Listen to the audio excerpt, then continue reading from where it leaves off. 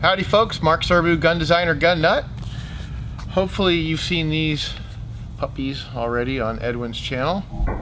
For now we're just calling them the Micro 50 BMG. Yeah, it's just an RN50 with a really short barrel. A little bit different handguard, obviously it's shorter as well, doesn't have any holes in it, and registered as an SBR, a short-barreled rifle, per the NFA, the National Firearms Act. And I've seen from the comments on there, people are like, why are you doing that? What's the SBR? This is just a pistol. Well, okay, yes, this is a pistol. And if we were going to make this a pistol and never put a buttstock on it, it wouldn't have to be registered as an SBR. This, anytime you put a buttstock on a pistol, it becomes a short-barreled rifle. And you get in big trouble if you don't have it registered. But that's not the whole reason for doing this. The reason I registered these as short-barreled rifles is because there was a law passed in 1986, introduced in 1985, the cop killer ammunition ban. For some reason there was a lot of hue and cry, as we used to say, about ammunition that could pierce a police officer's bulletproof vest.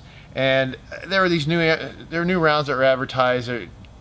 It's just a whole other rabbit hole I don't want to get into. But bottom line is they passed a law to protect us from this stuff. And I don't know if it really mattered or not. Well, like anything, you think the criminals are going to follow that law?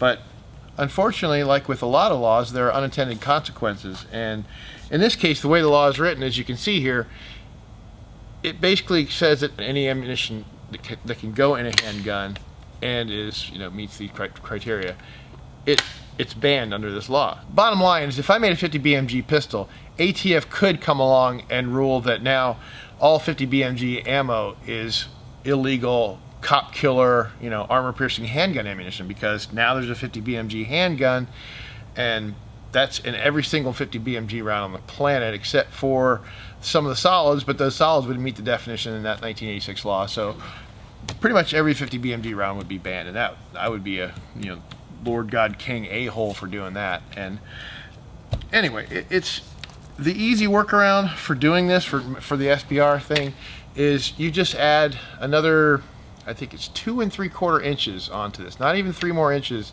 So it wouldn't even be a 13-inch long barrel, and you could have the muzzle brake permanently attached. ATF allows that because then the combination of the two is 16 inches. And once you have that, now this thing is a rifle.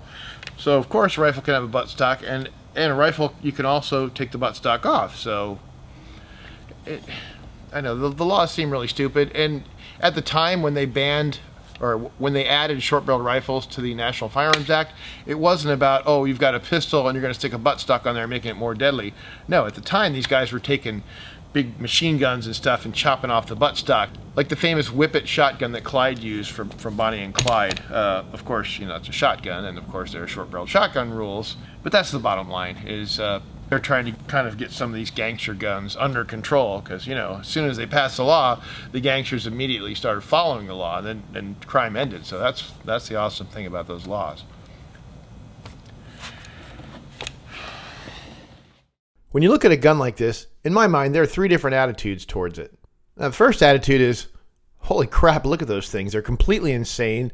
I have no idea what I would do with one. They look completely impractical, but man, I gotta have one. We'll call that Group A, and I'm in that group, obviously.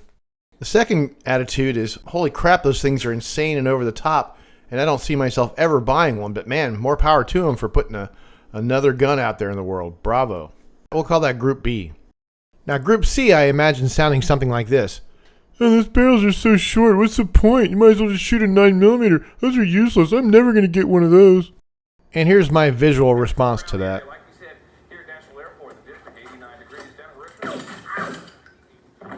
Who doesn't love a classic Bruce Willis action movie, huh? Hey, it's that time of year. Our favorite Christmas movie is on. Who's going to watch it? Let me know in the comments. Now, I've got to admit, I actually agree with the Group C guys to some extent. Or at least I did. Yes, I'm whipping out my interior ballistics here again. And we're going from the 45-inch barrel down to the 36-inch barrel to the 22-inch barrel, down to the 18-inch barrel. I basically just wanted to see what kind of energy losses you got going from a normal length barrel. And by the way, if you ever heard the rule of thumb that a proper barrel length is 90 diameters, let me know. Because I heard that years ago. I've never really verified it, but that's why the Ma Deuce barrel, 50 caliber, 90 diameters, 50 times 9, it's 45 inches long. Anyway, I've got the interior ballistics graphs of 7 different barrel lengths there, and I just kind of blew through them because it's boring to look at them. You can go back and freeze frame and whatever. But what's really interesting is it turns out the 10-inch barrel, everybody's like, oh, it's going to be subsonic. But you know what? It's almost 1,800 feet per second, and it's over 4,500 foot-pounds of energy. That's big. That's a lot. And looking at this chart from Sportsman's Guide, you can see you only need 2,000 foot-pounds of energy to basically take down anything on the planet. The toughest animal, 2,000 foot-pounds. So even with a 10-inch barrel, you got 2.5 times the energy you need. Wow. And also in this chart, we can look at the muzzle energy of various calibers. Now here's a 300 Win Mag, which is known to be a pretty badass caliber. But look at that. It has 1,000 foot-pounds less than the 10-inch barreled Micro 50. And here's the awesome 338 Lapua Magnum. It's pretty much the same exact muzzle energy as the Micro 50. Interesting to note, if you do what I was talking about earlier and go into a slightly longer barrel, one that you could permanently attach a muzzle brake to and have it 16-inch rifle length legal, now your velocity goes to almost 2,100 feet per second, and the energy is over 6,100 foot-pounds. I guess I'm not even close to being in Group C anymore. Hey, we're going to fire into the hills. All right. Just get over my shoulder. Why'd you start it for me? I can start a video. Huh? Yeah, I did. I wanted to go. Why are you micromanaging me? Shut up, asshole. Okay. Firing. Okay. Fire in the hole. Damn, that hurts. Yeah, it hurt like hell. Yeah, it hurt my nose back here. God. The muzzle blast hit me right on the forearm. That's one thing about having that really short barrel is that now the muzzle brake is much, much closer to you, and those propellant gases are blasted directly on your arm. So if you're going to shoot it with 2 hands like that, it's best to just put your second hand over your first hand, or at least clinch it up a lot tighter because, man, having it out there is painful. I was actually a little underwhelmed with the muzzle blast as seen on high-speed video. I was expecting this huge fireball, and it was not that big of a deal. That one looked pretty decent and made me wish I had the camera back farther because it looked like it went out for quite a ways. Of course, nothing compares to the fireball that Blanks put out. Say hello to my little friends.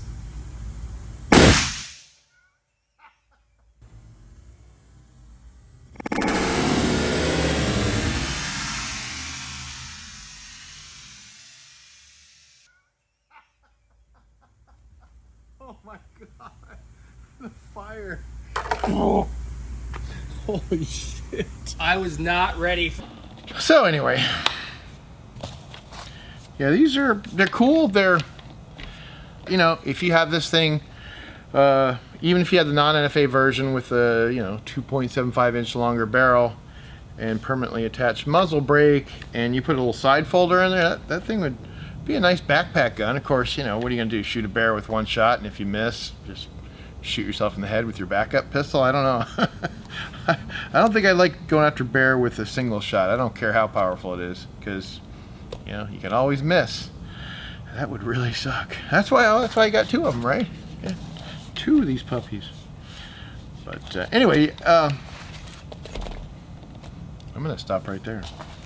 Alrighty, folks, thanks for watching. I appreciate you as always, and I will catch you next time. Hopefully you're getting ready for Christmas or whatever holiday you celebrate. And it's the time of the year. Everybody's all nice, and yeah, right.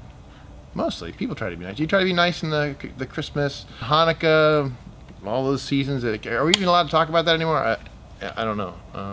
I guess I'll find out if I get demonetized, or I'll get a channel strike for mentioning Christmas. That'll be the future of YouTube. You mention Christmas, and you get a channel strike. All right, folks. Thanks. Take care. See you soon. You'll see me soon.